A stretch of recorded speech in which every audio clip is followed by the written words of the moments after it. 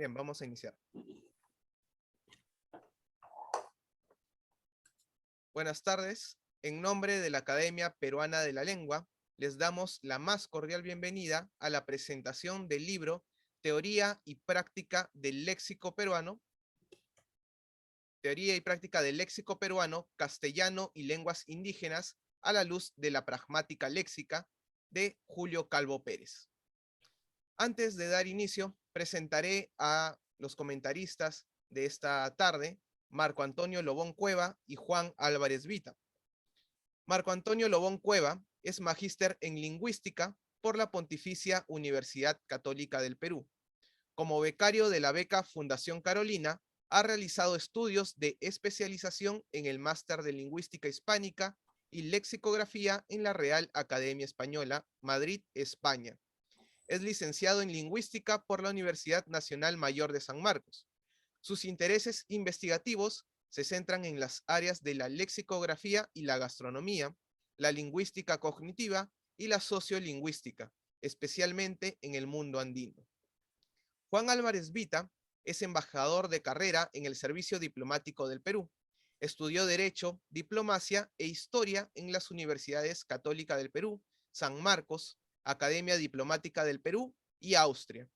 Ha tenido misiones diplomáticas en la Argentina, Hungría, Austria, Suiza, Uruguay, Costa Rica, Cuba, Indonesia, Timor Oriental y ASEAN. Catedrático universitario en el Perú y Suiza. Es autor de 10 libros sobre derecho, historia y lingüística, entre ellos el Diccionario de Peruanismos, el habla castellana del Perú.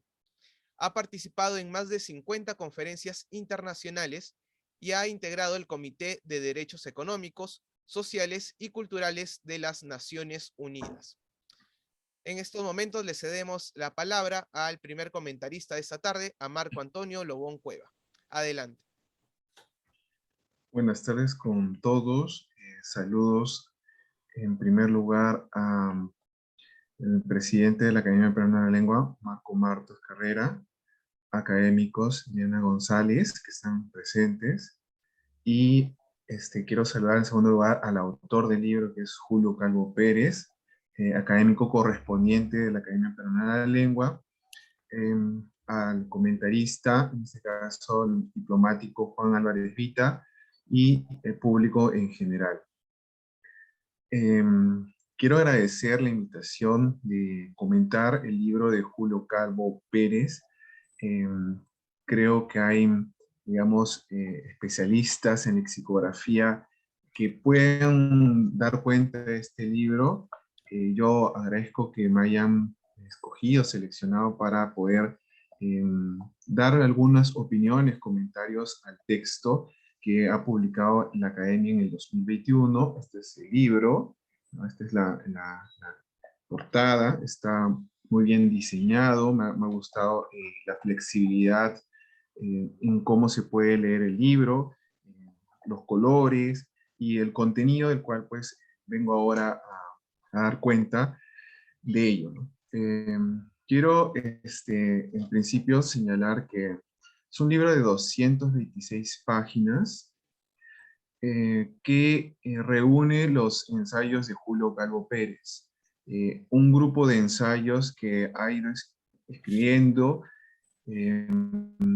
y también reformulando a partir de lo que ha presentado en conferencias, ponencias y en otros espacios escritos académicos. Este libro, titulado pues Teoría y Práctica del Léxico Peruano, tiene un conjunto de 7 ensayos, uno eminentemente de carácter práctico, referido a la lexicografía hecha por DiPerú o en DiPerú, y los otros tienen un carácter más teórico, el cual el autor señala que está, digamos, estructurado, dividido en lo que puede llamarse lexicología, lexicografía, metalexicología y metalexicografía. Entonces, estos 7 ensayos, y digo ensayos porque el mismo autor señala, dice, este libro cuenta con una serie de ensayos compuestos en estos 2 últimos años sobre problemas candentes de la lingüística peruana en el ámbito siempre efervescente en las últimas décadas de la lexicografía en el Perú. El mismo autor señala que son ensayos, no son artículos científicos eh, en una estructura de artículos como se ve en la actualidad, sino que eh, narra, ejemplifica, toma posición bajo pues, una serie de tesis en cada uno de estos ensayos. Como él señala, dice, sobre problemas candentes. Una de las características del libro es que algunos de los ensayos presentan adjetivos, calificaciones sobre objetos de la lingüística, sobre las palabras de la lingüística y sobre autores que han hecho trabajos en lexicografía. Es un trabajo pues claro, ponderado, también cauteloso y seguro en muchas de las afirmaciones y declaraciones que tiene. Lo que termina por demostrar que Julio Calvo es un especialista con gran solvencia en los estudios lexicográficos peruanos. Bien, Julio reúne trabajos de lexicología, son dos trabajos de lexicología específicamente, que es el cuarto y el séptimo ensayo. Recoge un trabajo de lexicografía, que es el quinto ensayo, un trabajo de metalexicología, que es el ensayo sexto, y tiene tres trabajos de metalexicografía, que es el ensayo 1, 2 y 3, con el que empieza la obra. Cuando uno se acerca a cada uno de estos ensayos, puede leerlo, digamos, de manera corrida, de inicio a final, ensayo 1, 2, 3, 4, 5, 6, 7, o puede coger cualquiera uno de estos y leerlo, porque sí es cierto que un libro se compone de manera articulada, eh, a veces va de abajo hacia arriba. Este es un trabajo de ensayos que fácilmente pueden leerse, son muchas veces no hay un problema entre leerlos de forma independiente.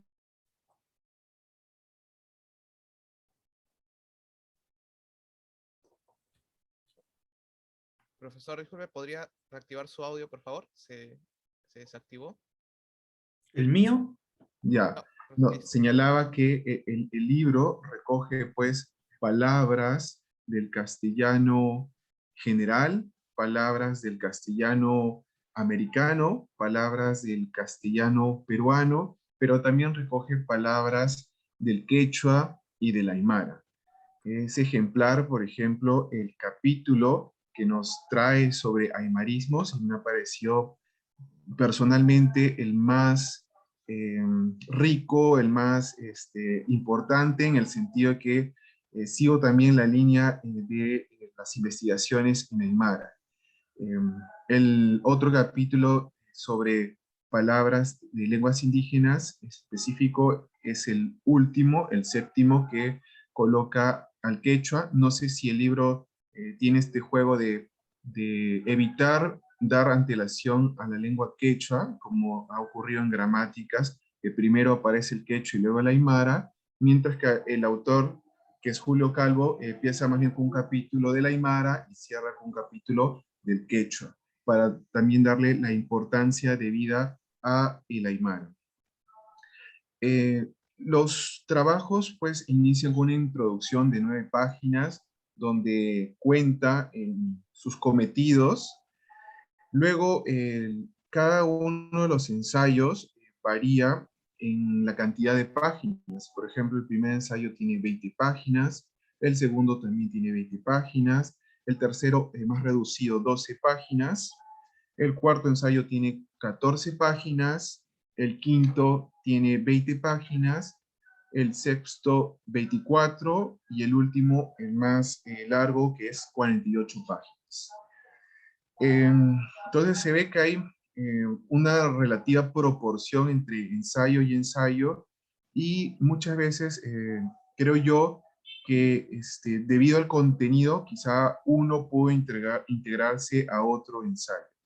Por ejemplo, los tres primeros ensayos que están en relación a Ricardo Palma, ¿no es cierto? A nuestro famoso lexicógrafo Ricardo Palma, quien el mismo autor Julio Calvo Pérez lo reconoce como lexicógrafo. Eh, digamos, estos tres primeros ensayos van hacia él, ¿no? Me parece que van en torno a él. El primer ensayo lo titula de la siguiente manera: Ricardo Palma, dos puntos, el primer lexicógrafo peruano avant lettré tras la emancipación del Perú. Y ya con este título nos está señalando que es Ricardo Palma el primer lexicógrafo, es decir, no es Juan Darona, sino que él lo considera a Ricardo Palma, y ahí va a explicar por qué es Ricardo Palma el primer lexicógrafo peruano. El mismo título habla de la emancipación del Perú, si bien es cierto que no trata el contexto histórico de manera detallada, nos está diciendo que ya hay una separación entre España y el Perú. Entonces acá tenemos lo siguiente, ¿no? Nos dice que Ricardo Palma es el primer ariete de la lexicografía moderna peruana. ¿Por qué? Cuando uno lee a Julio Calvo, va encontrando que lexicógrafo es aquel que maneja, por ejemplo, una planta lexicográfica, es decir, una base para organizar la información. Julio Calvo considera también que un diccionario debe estar ordenado en términos alfabéticos, es decir, que debe guardar un orden de la A a la Z, debe haber claridad, pero también debe reconocerse cuando estamos frente a un sustantivo, adjetivo, adverbio, verbo.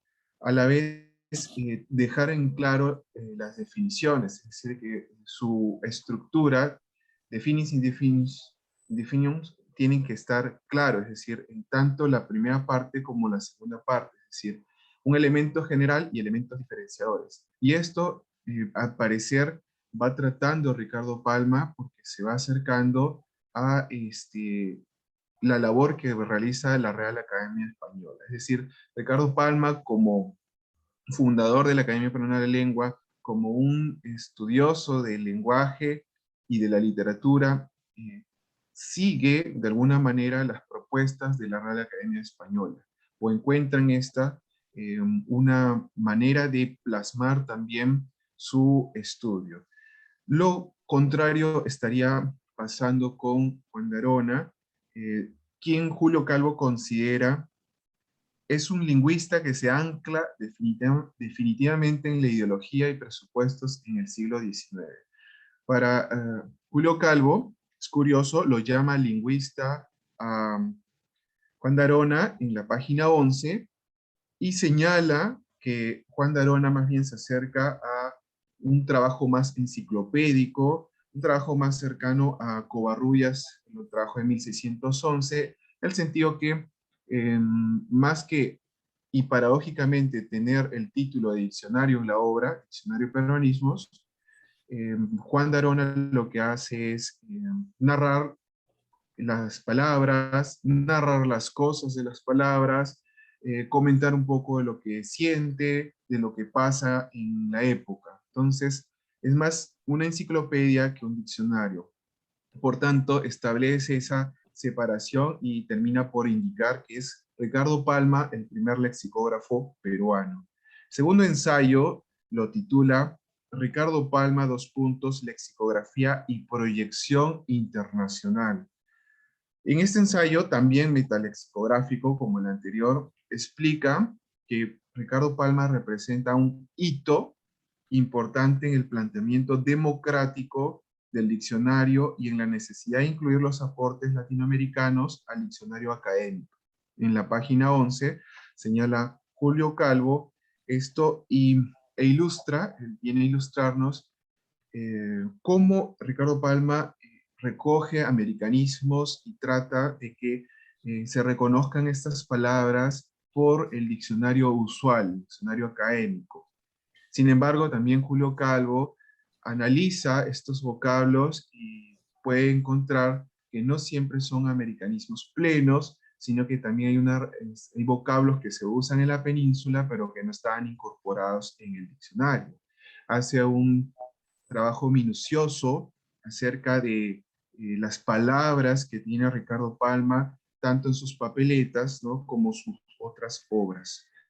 De esta manera, pues, nos demuestra que Ricardo Palma sale del Perú, recoge palabras que también se encuentran en Argentina y otros países, y muestra que hay una manera de que Perú está afuera, y Perú analiza también americanismos, y Perú también aconseja a la academia, tanto que la Real Academia Española termina por considerar el trabajo de Ricardo Palma en su obra académica.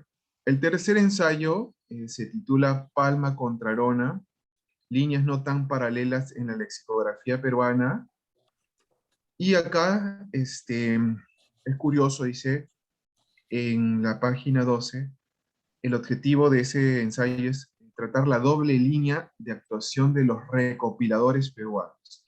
Bueno, por un lado, Julio Calvo estaría estableciendo sí que en Perú ha habido lexicógrafos, pero también los llama en algún sentido recopiladores. ¿Por qué? ¿No? Yo me preguntaba en la lectura por qué llamarlos recopiladores peruanos. Entonces, el autor tiene la hipótesis de que hay dos líneas de tratamiento lexicográfico. Unos que siguen la forma de hacer diccionarios al estilo Arona, y ese es el estilo enciclopedista. La otra manera en que organizan los peruanos sus estudios es a la forma de Ricardo Palma, es decir, a la manera más de la Real Academia Española, con una planta, con una organización.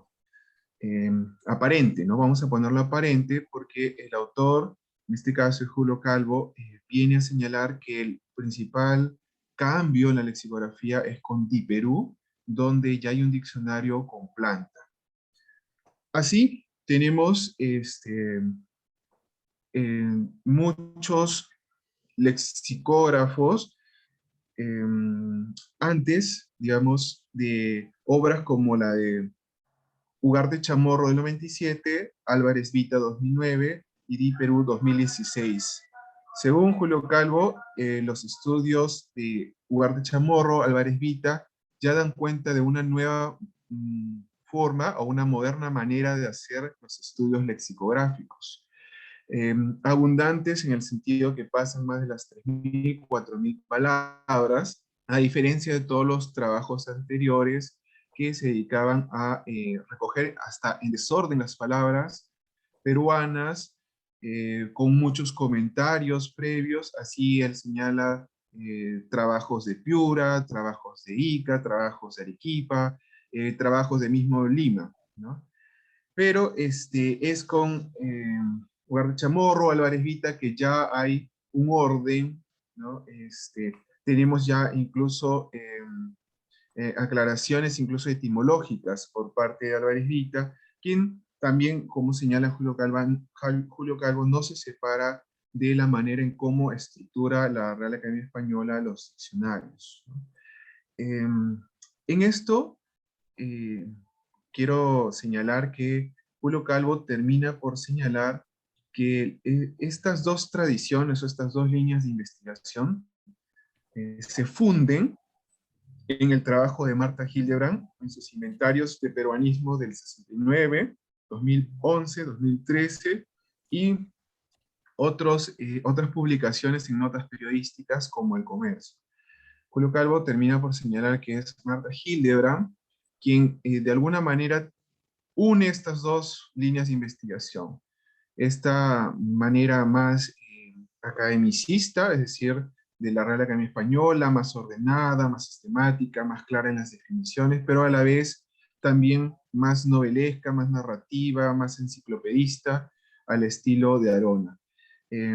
Pero de alguna manera está señalando que Marta Hildebrand es un ejemplo porque no disgrega estas dos tradiciones y termina siendo un trabajo interesante. Estos tres ensayos me parece que pueden reunirse en un gran apartado, o incluso fundirse en un gran apartado, porque nos da cuenta de la lexicografía peruana, sus inicios, su modernidad. Calvo en el 2018 publica un trabajo titulado La lexicografía peruana, donde ya está señalando, definiendo que hay un trabajo propio de los peruanos, publicado en la Universidad Ricardo Palma, o por la Universidad Ricardo Palma. Esto nos recuerda también al estudio que no está, digamos, indexado o registrado en el que estamos ahora dando cuenta, que es el trabajo de Carlos Arrizabalaga. Carlos Arrizabalaga tiene un trabajo en 2017 titulado Lingüística Peruana, donde ya adelanta sobre los estudios del castellano en el Perú y trata de alguna manera de definir la lexicografía peruana. Quizá en un trabajo posterior habría que ver el diálogo entre el presente estudio, teoría y práctica del léxico peruano, con la historia que nos trae Carlos Arrizabalaga en el 2017. Con respecto al cuarto ensayo, lo titula Di Perú o la lexicografía como ciencia. Ese ensayo de 14 páginas eh, es curioso porque llama a la lexicografía como ciencia. Ya estaría señalando que el equipo de integrantes que conformaron Di Perú están en relación con el trabajo como ciencia, ¿no? Le dice Di Perú o la lexicografía como ciencia. El autor establece o deja en claro que se parte de la pragmática topológica natural, ¿no? Que es pionero en ese desarrollo investigativo, y de la conocida pragmática léxica, ¿no? Que está en relación con los estudios de la semántica y la pragmática. En este ensayo, el autor empieza pues de una manera crítica, señalando, pocas veces se han tomado los lexicógrafos peruanos en serio la forma de hacer lexicografía. Entonces parte así de esta manera, señalando que no había, digamos, una preocupación, una formalización de hacer lexicografía. Y de esta manera establece que Di Perú o el equipo de Di Perú es el encargado, o digamos de alguna manera, de hacer un trabajo que está encabezado por Julio Calvo Pérez como el director técnico, para tener una lexicografía que se diferencia del trabajo moderno de Juan Álvarez Vita. En este caso, el autor señala que, si bien es cierto que Juan Álvarez Vita tiene principios similares a Di Perú, o Di Perú similares a Juan Álvarez Vita, como no partir de prejuicios, ordenar el trabajo, en entradas, también hay mucho de diferente con Di Perú, ¿no? Di Perú tiene una planta, tiene un conjunto de subentradas, ejemplifica cada uno de las voces, tanto simples como complejas, recoge no solamente cuestiones limeñas, sino también de todas las regiones, incluso anglicismos adaptados al castellano peruano. El quinto ensayo lo titula Práctica lexicográfica. Es decir, se separa el anterior, donde ve como ciencia o como teoría el trabajo lexicográfico, y en este le llama práctica lexicográfica, ejemplificación de casos de Perú. En este ensayo, cito, señala, recoge unos pocos de los muchos problemas que se dieron durante su confección. Esto lo señala en la página 12. En este trabajo, Julio Calvo, ¿no?, lo que hace es mostrarnos más de unos 20 problemas plantados, específicamente o especialmente en referencia a las presentaciones de las definiciones en el Di Perú, que señala servirán de punto de reflexión de los aspirantes a esta difícil labor que es la lexicografía. Me encanta cuando él señala que es la lexicografía una labor difícil, una labor de años, una labor también de equipo, donde pues se toma también responsabilidades acerca del producto final. Quizá acá no se visibiliza finalmente en quién cae estos problemas, pero sí detalla de alguna manera eh, los pasos, las decisiones, eh, lo que él llama problemas en colocar, por ejemplo, la ortografía de la palabra, en ejemplificar la palabra, en definir la palabra peruano, ¿no? O peruanismo, como él señala. Quizá en este capítulo, Julio Calvo, si bien es cierto lo ha hecho antes, en este habría que explicitar qué se entiende por peruanismo. Lo ha hecho en otros ensayos, se ha visto, se ha leído Julio Calvo, pero acá se extraña, ¿no? Quizá pudo partir primero en qué es un peruanismo y seguir en adelante con estos inconvenientes, traspasos que nos ha mostrado el autor, ¿no? Creo yo que este ensayo ejemplifica en conjunto la experiencia que ha tenido Julio Calvo como director técnico.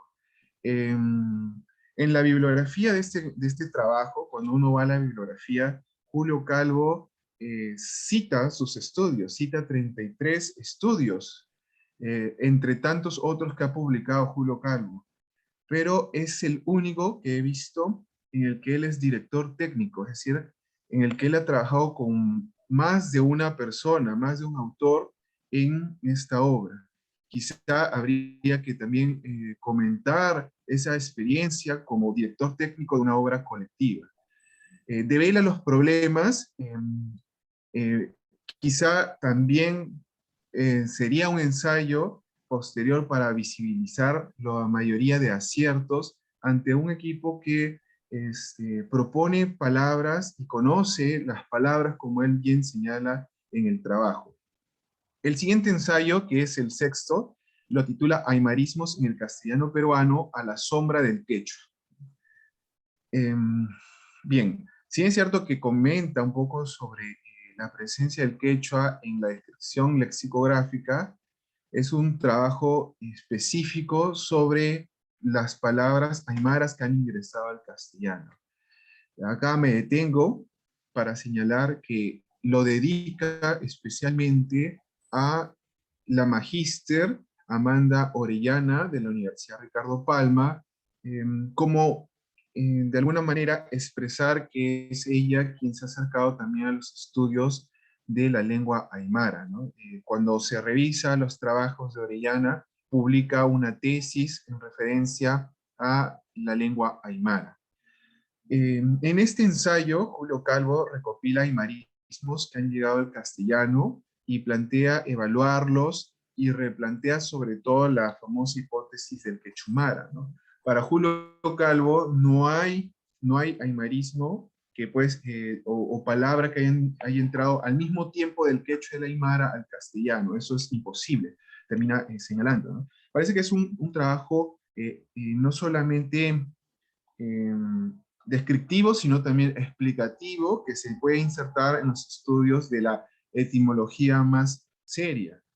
Me complace señalarles que Julio Calvo hace una clasificación, de la cual he intentado incluso también hacer un ensayo sobre tal, en tanto los estudios contemporáneos que vengo realizando sobre la Aymara. La clasificación de Julio Calvo me parece muy importante, muy clara, y empieza con aymarismos inmediatos o directos, donde pues señala palabras como achachi, ¿no? A la cita, alpaca, ¿no? Que han entrado de manera directa, ¿no? Luego tiene una segunda clasificación que llama aymarismos mediatos o interpuestos, es decir, que el quechua ha sido de alguna manera el intermediario y muestra palabras como carapulcra, amaru, chinguirito, huayno. Luego tenemos una tercera parte que se la llama aymarismos a través del quechua también, ¿no? Donde muestra una serie de quechuismos primitivos que han entrado a la Aymara, como Achuni, Aguayo, Guairuro, Lúcuma. Luego, el autor señala que hay aymarismos parciales, nos comenta incluso en relación con la derivación, cómo se han formado como Apiri, Pirquiri y demás, ¿no? Es una clasificación, me parece, exhaustiva del aymarismo, que da, pues, o sirve como base para continuar con los estudios de la formalización de la lengua aymara en el castellano. Entonces, con esto formaliza, visibiliza que el aymara también ha aportado al castellano, y como muchos creen, todo haya sido quechua. Falsamente nos demuestra el autor que no ha sido así. El siguiente ensayo, que es el último, es el séptimo, lo titula Pluralidad y colectividad en la lengua quechua y sus correlatos con el castellano. Como les decía antes, es el más largo, tiene 48 páginas, es un trabajo lexicológico y busca dar cuenta de la pluralidad semántica del quechua y la manera en que las implicaciones pragmáticas tienen en la relación morfosintáctica entre pluralidad y colectividad, a raíz de la discusión si el quechua presenta plurales o presenta elementos colectivos, ¿no? Para ello toma especialmente los casos del quechua del Cusco, y los toma como un corpus lexicográfico. De esa manera justifica la presencia de este ensayo dentro de esta obra que titula Teoría y Práctica del Léxico Peruano. Porque por peruano habríamos que ver que está pues el castellano en todo su inicio, pero está cerrando con quechua y aymara. Este último ensayo, creo yo, podría pertenecer a otra obra. Incluso el trabajo de aymarismos también, en tanto que podría hacer justicia a un estudio más específico y único de los aportes del quechua y del aymara en el castellano, y dejar en los primeros o los anteriores ensayos. Sin embargo, el autor ha visto conveniente, tengo entendido por lo que dice en la introducción, de incorporar en esta obra este último estudio. En el libro no hay conclusiones, sí hay que señalar, no hay conclusiones que finalmente evalúe todo el trabajo, porque es claro pues que es una recopilación de ensayos, como él bien señala, ¿no? Es un libro que une ensayos, fomenta el análisis y la crítica de los lexicógrafos y de los especialistas en el lenguaje que quieran acercarse a la obra de Julio Calvo, encuentra generalmente vacíos en muchos de los aspectos de las obras anteriores, pero también encuentra, digamos, avances que se han realizado con respecto a la lexicografía. De algún modo, Julio Calvo lo que está mostrando es que había una dependencia y también una independencia con la tradición peninsular, ¿no? Es decir, con España. Yo, para cerrar, simplemente quiero señalar que Julio Calvo publica este libro por la Academia Peruana de la Lengua, quien ha encontrado pues, en Julio Calvo un especialista de la lexicografía peruana, que no solamente la dice, la practica, sino también la historiza, ¿no? Nos ha dado cuenta de su historia. Muchas gracias a ustedes. Muchas gracias, Marco Antonio Lobón Cueva, por sus comentarios acerca del libro. Y le cedemos a continuación la palabra a Juan Álvarez Vita, quien comentará también el libro de Julio Calvo Pérez. Adelante. Bueno, muy buenas tardes a todos ustedes. Quisiera agradecer muchísimo por la invitación que se me formuló a través del presidente de la Academia Peruana de la Lengua, el doctor Marco Martos Carrera. Y también de manera muy especial a Julio Calvo, porque de no haber escrito Julio Calvo este libro, no estaríamos reunidos aquí. Y aquí tengo que señalar pues, que es muy grato también ver Eliana González entre los asistentes, a Marco Lobón, a quien conozco mucho. También ya nos conocemos a través de los medios informáticos con nuestro anfitrión, que siempre está aquí. También veo que está Consuelo Mesa y otras personas que se interesan por los temas de carácter lingüístico, en este caso los trabajos de lexicografía en el Perú que han sido abordados con mucho cuidado por Julio Calvo. Julio Calvo es un lingüista con una trayectoria muy conocida, no solamente en el Perú, sino también en España. Yo para esta ocasión había también preparado algunos apuntes, pero las ventajas de ser el último orador, o por lo menos el último presentador en este caso, es que la intervención de Marco Lobón ha sido bastante completa, muy amplia. Ha denotado ser muy cuidadoso también para ver lo que otras personas no podrían verlo. Y también yo quisiera hacer hincapié en algunos puntos que me han venido a la memoria también en este momento al escuchar a Marco Lobón. Y los diarios estamos aquí conmemorando, porque no podría decir celebrando los 200 años de la independencia del Perú. Y lo digo eso con toda claridad porque la situación por la que está pasando nuestro país, junto con otros países en el mundo, de la pandemia por la coronavirus, nos trae pues un cierto aire de tristeza por todo lo que estamos viendo aquí. Pero no solamente eso, sino que la conmemoración también ha traído una parte no deseable para muchos peruanos, porque hay que tener en consideración que el Perú es un país multicultural, multilingüístico. Hoy en día también podría decirse que multirreligioso. Entonces, hacer segregaciones, ¿no? Como si el Perú estuviese así fraccionado y no estuviese cubierto por un mestizaje que es el que caracteriza la vida peruana, no solamente racialmente, sino la mentalidad, en fin, todo eso. Y quisiera recordar lo que escribí yo hace algunos años, hablando del Inca Garcilaso.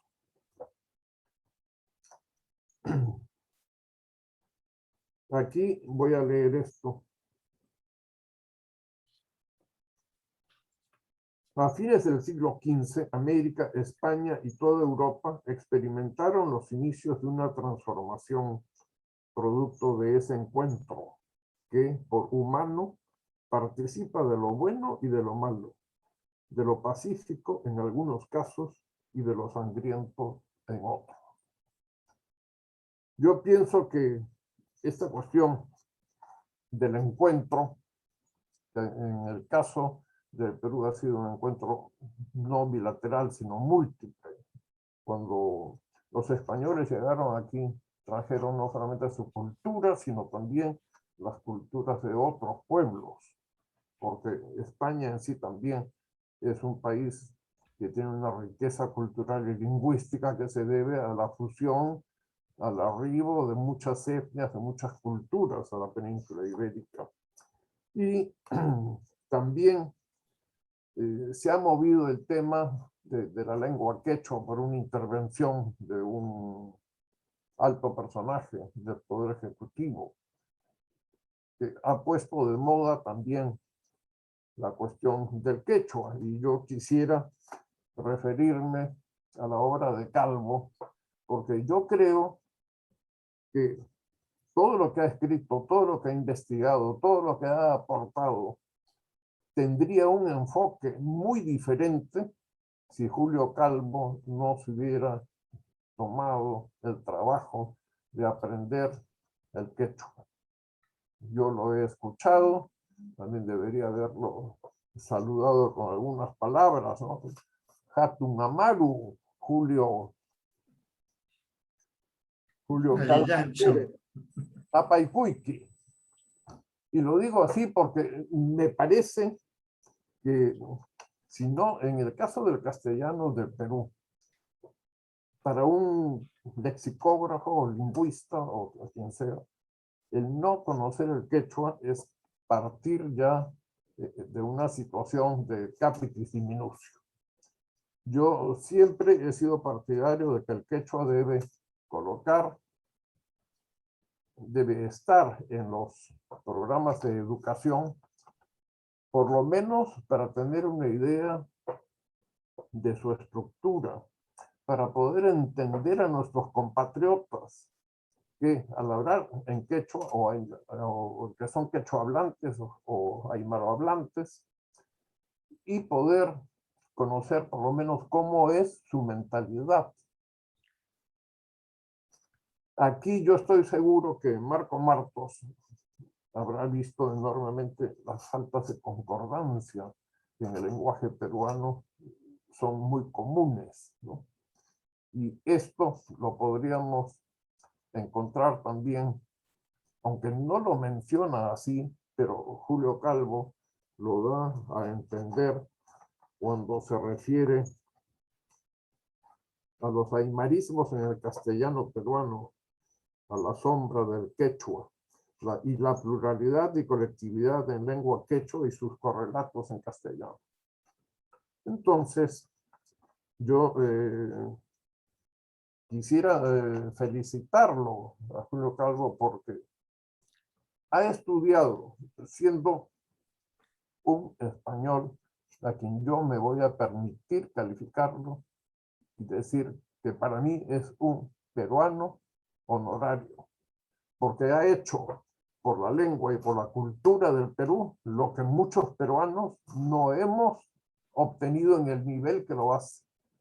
Y en el caso de los estudios lexicográficos, el magnífico diccionario que ha escrito sobre quechua español y español quechua, y todas sus obras, que creo que no me falta ninguna en mi biblioteca, hacen que yo justifique la razón por la cual estoy emitiendo estos elogios a Julio Calvo Pérez. Tienen un fundamento. Así como tiene fundamento lo que Julio Calvo dice. Julio es una persona que yo diría es muy minucioso en lo que dice, y todo lo que dice lo tiene fundamentado. Y el esfuerzo que ha hecho, ya no solamente por estudiar el quechua, sino el profundo y difícil mundo de las lenguas amazónicas, ¿no? También es un enorme aporte que ha hecho. Los peruanos muchas veces olvidamos lo que esa región de nuestro país significa también para el Perú. Julio Calvo está, en consecuencia, haciendo, aunque no lo dice así, un llamado a la integración que los propios peruanos tenemos que lograr para conseguir la aplicación, hacer efectivo lo que se conoce como el derecho al desarrollo como derecho humano. Mientras que tengamos un mundo lleno de dificultades como consecuencia de la discriminación abierta que hay en el Perú, la discriminación lingüística, ahora que estamos hablando de la obra de Julio Tello, perdón, de Julio Pérez. Perdón, voy a tener que pedir por haber invertido y haber sacado el apellido. Primero es Calvo Pérez. Bueno, con esa disculpa que le formulo públicamente, hago recordar también que todos cometemos errores. Yo acabo de cometer uno. Entonces, lo que es muy importante de lo que yo he leído en este libro es como cuando se refiere a la elaboración de Di Perú, que ha sido abordada también con gran sabiduría por Marco Lobón. Ahí, Julio Calvo ha demostrado ser un hombre con grandes cualidades espirituales. Se ve que es una persona que es consciente de que las obras humanas nunca son perfectas, nunca, y que siempre habrá algo por corregir. Cuando uno termina una página de un libro, ya inmediatamente empieza a leer y dice cómo he podido hacer esto y cómo tenemos que rehacer y volver a hacer. Cuando se hace una obra colectiva, la cuestión me parece realmente que tiene otra dimensión. Hacer un diccionario solo, como fue el caso mío, hay muchas personas que me dicen cómo has podido hacer esto. Pero creo que resulta más fácil que hacer un diccionario con un grupo relativamente grande de personas, como es el caso de Perú, porque armonizar los distintos puntos de vista, ¿no? Las diferentes maneras que los participantes pueden tener de la realidad histórica, de lo que realmente somos los peruanos, ¿no? No debe haber sido una tarea muy fácil para nadie ahí. Y cuando yo leí el capítulo que dedica a Di Perú, bueno, aquí hay partes también, cuando se comenta una obra, ¿no?, que sobrepasan el marco estrecho de una apreciación sobre lo que dice el libro. Yo pienso que debe hacerse también sobre lo que no dice el libro. Marco Lobón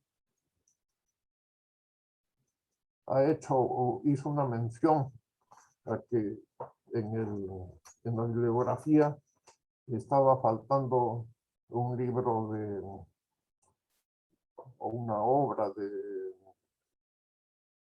este colega español que vive en el Piura.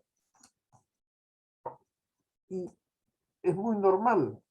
Hay un dicho en español que lo usamos: al mejor cazador se le escapa la paloma, ¿no? Y en cuanto a las conclusiones que Marco Lobón lamenta que el libro no tiene, yo discrepo con todo respeto de eso, porque creo que este es un libro escrito de otra manera. Son una serie de monografías y cada uno podría tener una conclusión distinta. Julio Calvo va dando las conclusiones en diferentes puntos de su obra. Por ejemplo, es algo que hasta me produjo ciertas sonrisas cuando lo leí, cuando se refirió a una conocida lingüista peruana y la trata de lexicógrafa frustrada. ¿Es una conclusión o no es una conclusión? Yo creo que sí lo es. Solamente las colocaciones de los pensamientos están en otra forma. Y dice, lo único que ha hecho ha sido una recopilación de monografías, ¿no? En fin, yo creo que hay que reconocer lo que todos hemos intuido, y yo lo percibí desde el día que tuve oportunidad de conocer a Julio en una actividad en una casa Ricardo Palma. Yo había venido de Indonesia, donde estuve en mi condición de embajador en ese país, y se me acercó y me dijo, usted es Juan Álvarez Vista, ¿no? Le digo, sí, y empezamos a conversar, y vi que era un hombre que en el marco de la educación que tiene, es un hombre muy enérgico y que sabe poner las cosas en el sitio en que las debe poner. Julio Calvo ha señalado también, y aquí voy a revisar mis apuntes,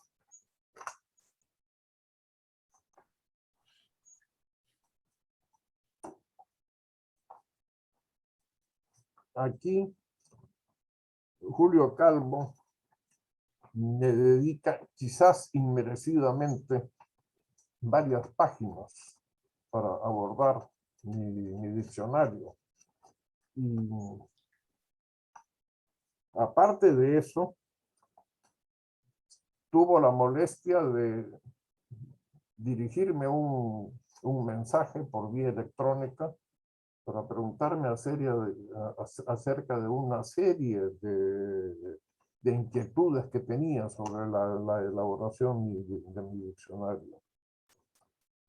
Y aquí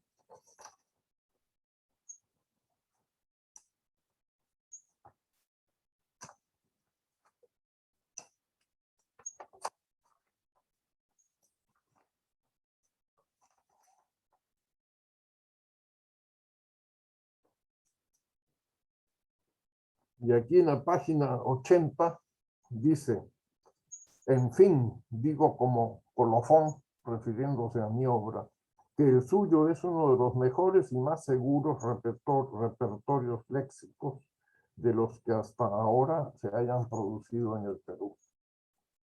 Yo quiero agradecerle a Julio Calvo por esa referencia.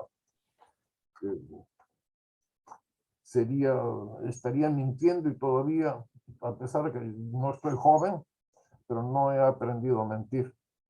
A todos los seres humanos nos gusta y mucho que se reconozcan los valores, los esfuerzos, etc. Y eso también forma un punto importante en el marco de las apreciaciones. Julio Calvo ha señalado en otra parte del libro que hay muchos puntos en común entre Perú y el diccionario que yo hice. Pero lo que más me impresionó y que más valoro, y disculpen que esto sea una cuestión muy personal, es cuando habla de los factores éticos que debe tener toda obra. Aquí hace una referencia a mi labor en el campo de los derechos humanos y señala, es un diccionario que no tiene discriminaciones contra las mujeres. Hoy en día, que se habla tanto de la discriminación y del feminicidio, etcétera, ¿no? Yo reafirmo mi convicción de que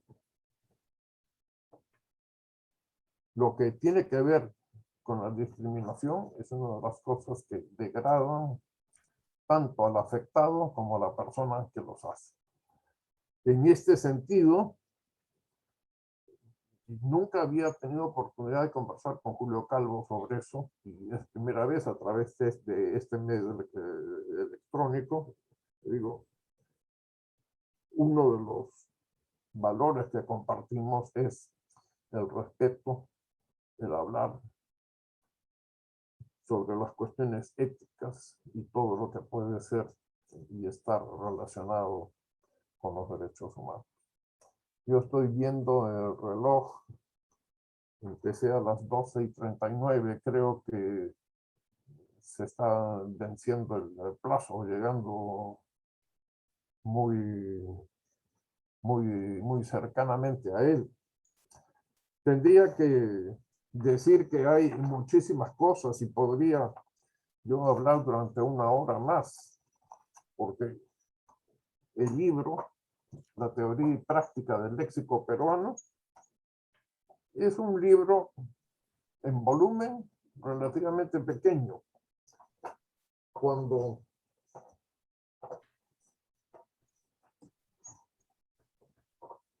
cuando yo, para hacer mis apreciaciones hoy día, busqué algunos de los libros que Julio ha escrito, entonces aquí este libro no solamente pesa mucho, sino que tiene muchísimas más páginas, ¿no?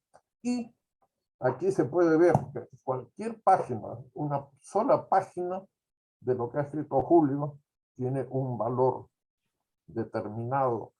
Y no se podría decir, es un libro muy pequeño. No, este libro es muy grande. Y cuando se trata de los aportes que el castellano tiene de lenguas como el arawak y otros que existen en Sudamérica, uno dice, pero esto es un error que ha cometido Julio Calvo. Y uno empieza a leer más y como él fundamenta todo lo que dice, uno dice, sí, hay mucho más para conocer sobre nuestro país. Nuestro país es un país que yo diría realmente maravilloso. Cuando hablaba en esa conferencia que di sobre el cuarto centenario de la Florida del Inca, ¿no? Ahí termino diciendo que Garcilaso de la Vega fue el Inca más destacado de su generación, el mestizo más representativo de su época y el español más globalizado de su tiempo. Es gloria del Cusco, del Perú, de América y de España, y su pensamiento es patrimonio común de la humanidad. Yo pensé terminar mi disertación citando esta frase de mi autoría años atrás, porque en el momento en el que estamos rememorando la independencia del Perú, es también una oportunidad propicia para tener en cuenta los valores que tienen lo mestizo, lo indígena y lo español. Porque de todo eso tenemos los aportes africanos, aportes árabes que llegaron también a través de España. Califiqué a Julio de peruano honorario. Yo creo que él se merece ese título. Creo que se merece muchas cosas más de agradecimiento por parte de nuestro país. Y cuando he dicho también que el Inca Garcilaso es una gloria del Cusco, sí, porque siempre se sintió cusqueño, que siempre se sintió mestizo, las dos grandes corrientes que convergen en él, que es también patrimonio de América y de España. Cuando yo he querido decirle algo en quechua a Julio, siempre he tenido en mente lo que decía el Inca Garcilaso de la Vega, cuando escribió precisamente La Florida del Inca, o la conquista de la Florida por el adelantado Hernando de Soto, que ese es el título oficial que tiene esa obra. Y es un libro que aquí en el Perú es casi desconocido, pero que complementa en mucho lo que dice en sus comentarios reales. Hay una parte en la que señala, hace más de 50 años que dejé el Perú y no he tenido con quién hablar mi lengua materna, que es el quechua. Y ahora solamente puedo articular algunas frases y con mucha dificultad, ¿no? Yo quiero decirles también y hacer una confesión.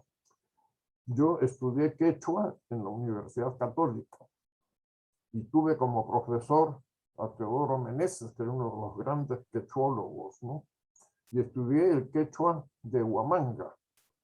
Y lo estudié cuando se utilizaba todavía la adaptación a la pronunciación española.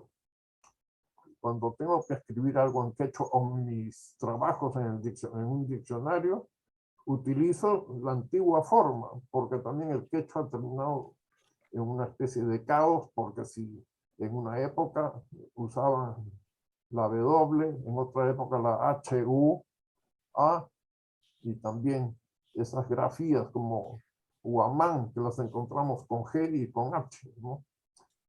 Y cuando uno entra al campo de los apellidos que tienen origen quechua, ¿no? Entonces, hay algunos apellidos que tienen 17 variaciones debido a las diferentes formas que tiene el quechua, de acuerdo con la tendencia que cada uno tiene. Yo les pido disculpas por haberme pasado, creo que 3 o 4 minutos en exposición. Muchas gracias a todos por su atención y mis reiteradas felicitaciones a este libro que Julio nos entrega oficialmente el día de hoy. Muchas gracias por sus comentarios, estimado Juan Álvarez Vita. A continuación, tendremos la participación de Julio Calvo Pérez, autor del libro. Antes de su intervención, daré lectura a su biodata. Julio Calvo Pérez es lingüista y ha dedicado a su disciplina diversos trabajos sobre ella: pragmática, historia de la lengua, fonología, morfología, sintaxis, semántica teórica, teoría y práctica de la traducción, llegando a un total de unos 50 libros y más de 150 artículos. Ha trabajado desde su tesis doctoral en 1985 en lexicografía y ha publicado 5 diccionarios relacionados todos ellos con el Perú.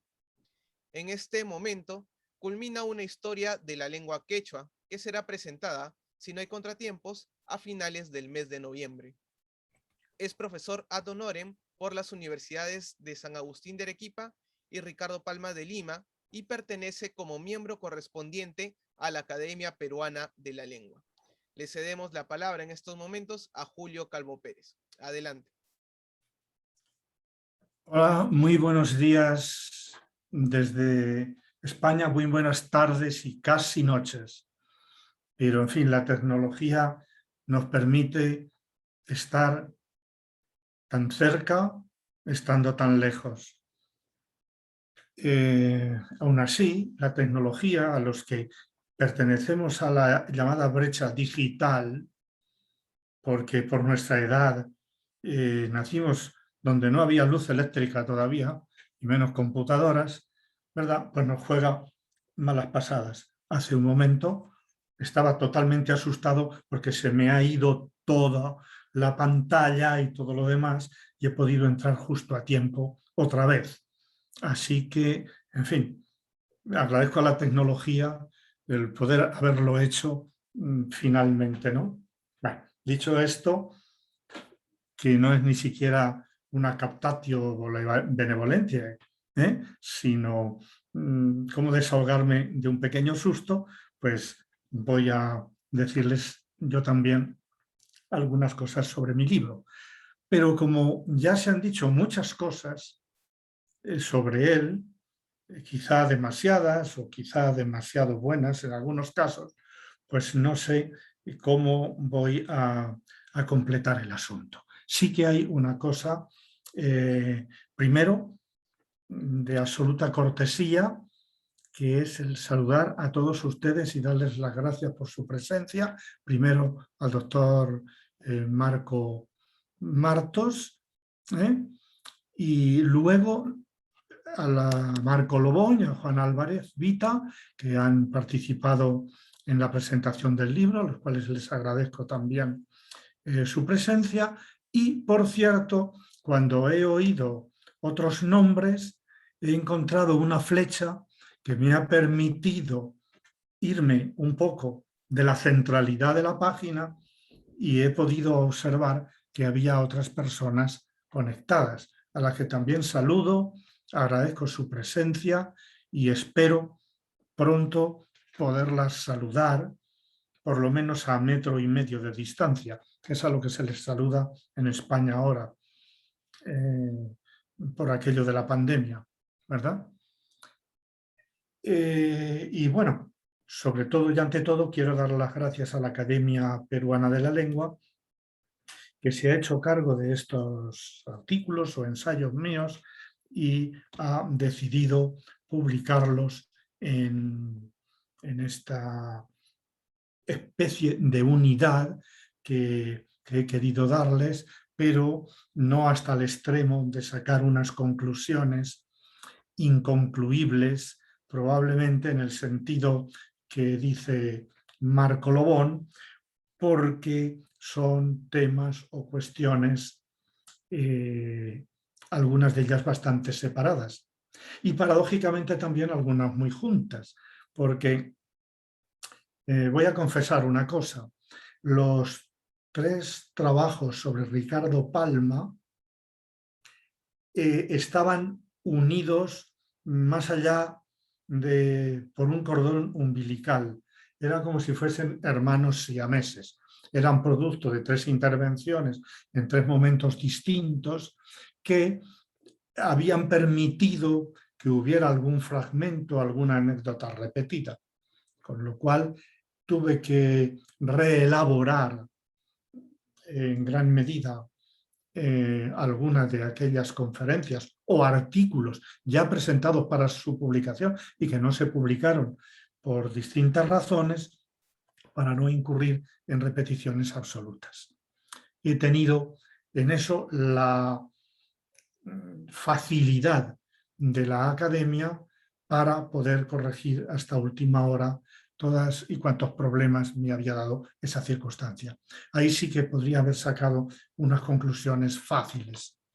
En el segundo bloque, el de los 2 artículos que tienen relación con DiPerú, podía a su vez también haber sacado alguna conclusión, pues en realidad se trataría de uno solo, compuesto de una parte teórica, de cómo se hizo el diccionario.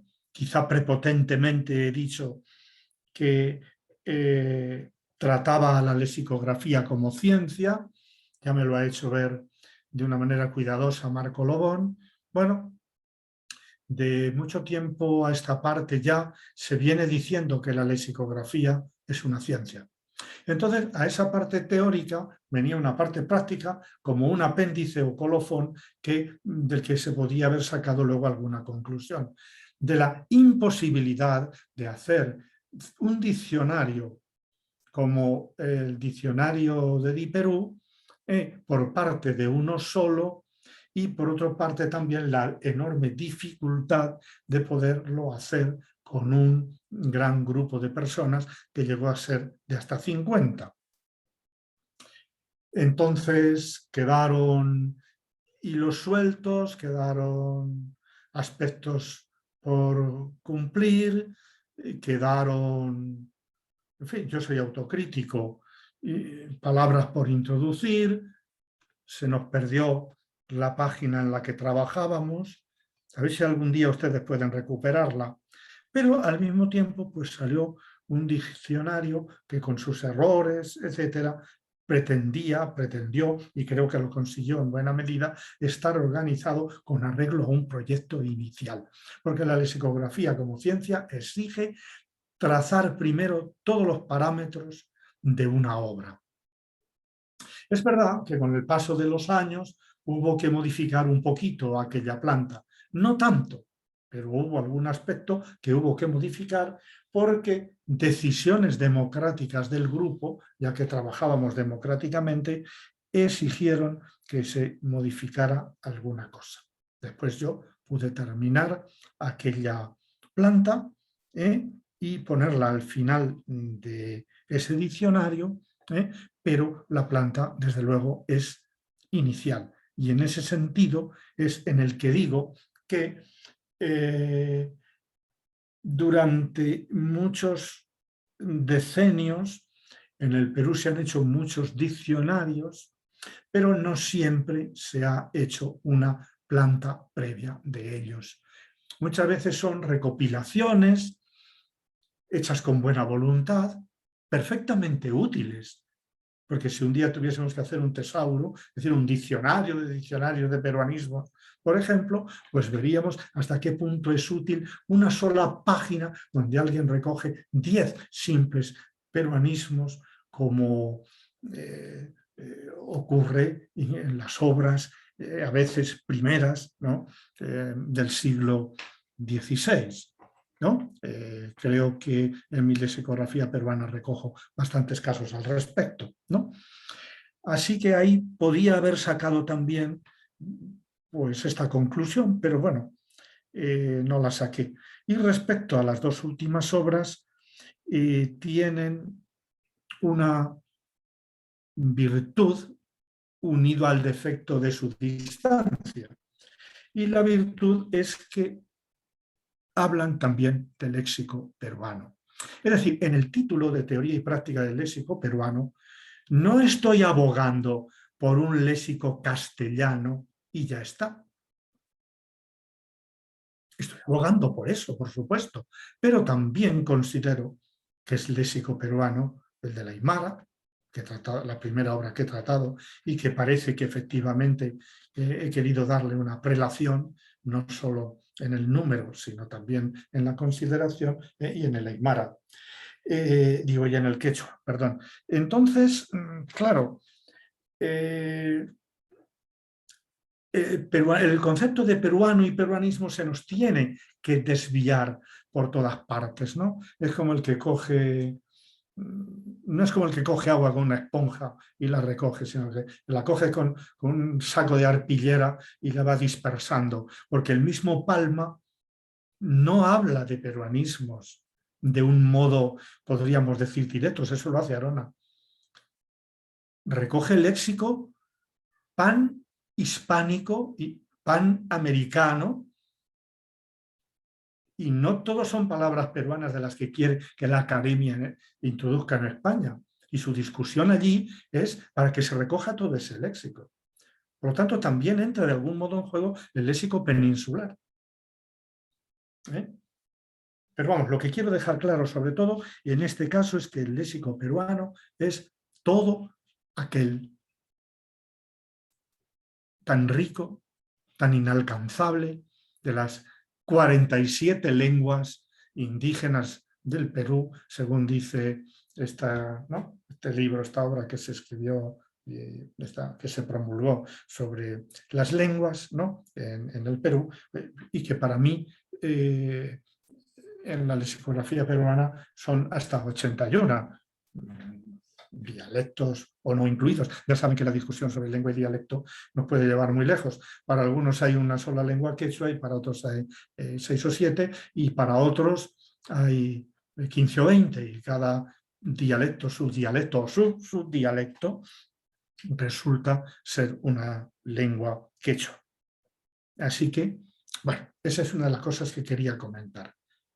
El léxico del Perú y la riqueza enorme que tiene el Perú con el léxico peninsular y también peruano del castellano, más ha proporcionado las lenguas indígenas al propio castellano.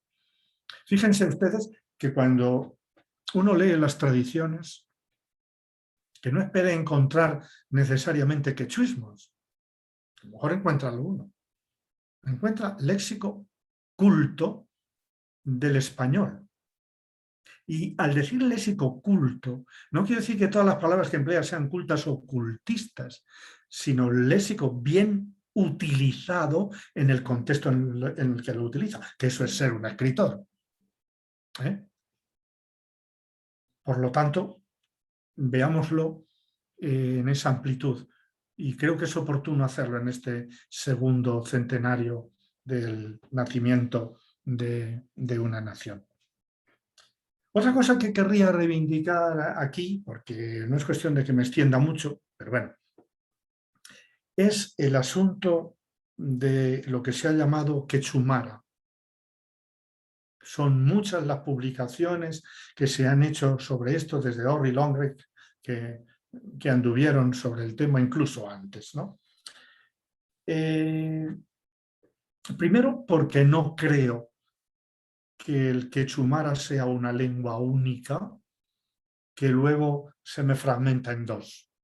Hegarty, en un trabajo de no hace mucho, mostraba que de todas esas concomitancias y paralelismos que algunos lingüistas han recogido para hablar de quechumara, pues no hay palabras que se rijan por la evolución que ya trazaron los neogramáticos en el siglo XIX, esas reglas evolutivas por las cuales pues las palabras cambian de alguna manera, aunque haya excepciones, a lo largo del tiempo. Si eso es así, no puedo aceptar que haya palabras quechumaras en el castellano. Otra cosa es que no sepamos discernir cuál es de origen quechua o cuál es de origen aymara. Y seguramente en el artículo que yo he escrito habrá muchos errores. He intentado hacer ese discernimiento, pero puede haber muchos errores. Sin embargo, qué difícil es que una palabra haya pasado al castellano a la par, desde el quechua y del aymara. En las palabras que han entrado al castellano desde otras palabras neolatinas, italiano, francés, portugués, lo que sea, hay muchísimas que podríamos adjudicar a 1, 2 y a 3 idiomas, y si son peninsulares como el gallego y el catalán, aún más. Pero esto no quiere decir que lo sea. Nuestra ignorancia no puede ocultar una realidad que no conocemos, pero que percibimos distinta de la que a veces nos dicen. Por eso, y doy las gracias a Marco Lobón por haber subrayado esto, he querido señalar primero al menos esos 100 aymarismos que considero fijos del aymara al castellano, y luego otras influencias del aymara, al mismo tiempo también que señalar que otros me parecen quechuismos que han entrado al aymara o que han entrado, o aymarismos que han entrado a través del quechua al castellano, incluso esas palabras mixtas que aparecen ahí. Realmente ese es uno de los trabajos míos más elaborados. La otra cuestión tiene que ver con lo siguiente. ¿Cuánto se ha escrito sobre Garcilaso? A veces no se ha escrito bien, creo yo, porque Garcilaso como cronista no tiene tanta importancia, a mi juicio. La tiene como ensayista, porque me parece que escribe contra lo que algunos opinan, aquí en España. Tiene un estilo extraordinario para la fecha en que escribió. Yo a veces los he comparado, aunque sean incomparables, con mi paisano Fray Luis de León, en cuanto escribe en prosa, evidentemente. Pero el que tenga ese mérito no quiere decir que lo tenga tanto como cronista. Él olvidó la lengua, lo dice en La Florida del Inca, efectivamente. Y yo ahora no podría articular. Me he recordado al oír la frase la he recordado cuando yo leí esto también. Y se ha hablado mucho de sus falsas etimologías y de tantas cosas. Pero miren ustedes por dónde me parece que tiene un acierto fundamental. No puedo estar leyéndolo ahora. En ese apartado en el que habla de cuna como plural del quechua, para decir, bueno, cuando decimos runa también decimos gente en plural, y al final decide que el plural en quechua no existe. Justo eso que no se le ha alabado tanto, por no decir que se le ha alabado muy poco, es justamente donde yo veo uno de los méritos de ese pozo que había dejado la lengua materna en Garcilaso. Eso me sirve para avanzar un poco más y observar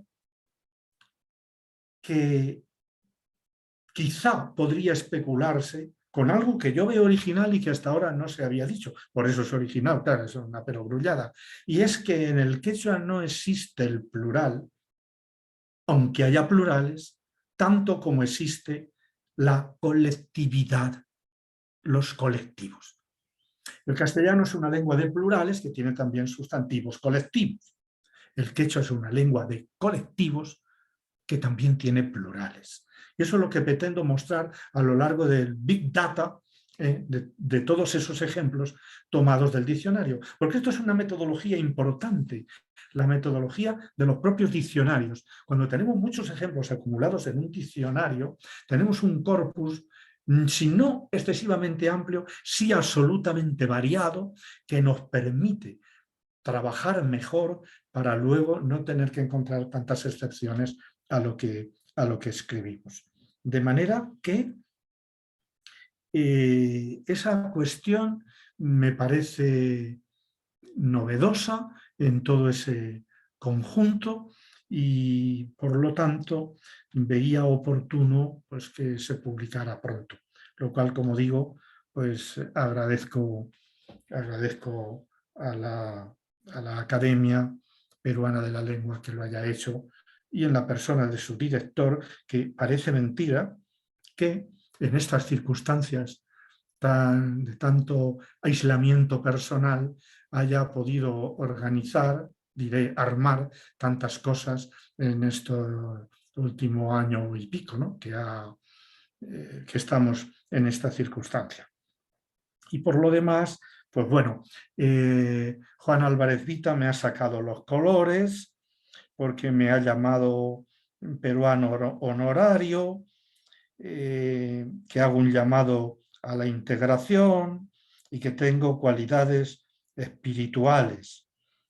Bueno, todo esto son intentos, Juan. Intento obtener todo esto, intento ser ético en las cosas que hago y todavía no he aprendido a mentir y hay alguien que me está mirando que sabe muy bien que yo no sé mentir y que además no quiero. Y a veces puedo crear un problema a alguien por no hacerlo. Pero bueno, me parece que eso ha sido un poco exagerado. Y nada, yo creo que bueno, pues voy a terminar aquí. Yo aprendí mucho haciendo DiPerú también, a tratar con personas y a tratar con palabras y a todo esto. Y diré que no me arrepiento de nada, de lo que he hecho sobre el Perú, todo lo contrario. Estoy contento de hacerlo, de participar en cosas sobre el segundo centenario del país, para que se vea que yo tengo un discurso no tan trasnochado de que crea que hay dos mundos, ¿no? El colonial y el republicano totalmente separados. Yo he pretendido unificar en mí y también en los que me rodean todas estas cosas comunes que tenemos y por eso mismo pues voy a presentar también dentro de un par de meses una historia de la lengua quechua que estoy ultimando ahora y que se sumará también a todas estas efemérides, ¿no? Así que están invitados también a ello. Y en fin, que tengan buen día, que terminen bien el curso, nos veremos antes y casi ya buenas noches desde Cuenca, España. Y gracias también a Alex por su coordinación. Muchas gracias, estimado Julio Calvo, por su intervención. Y de esta manera damos por culminada la presentación del libro. Agradecemos también a los comentaristas Marco Antonio Lobón Cueva, Juan Álvarez Vita, por haber participado en la presentación del libro Teoría y Práctica del Léxico Peruano, Castellano y Lenguas Indígenas a la luz de la pragmática léxica de Julio Calvo Pérez. En nombre de la Academia Peruana de la Lengua agradecemos su presencia y les deseamos muy buenas tardes. Hasta luego. Adiós. Adiós a todos.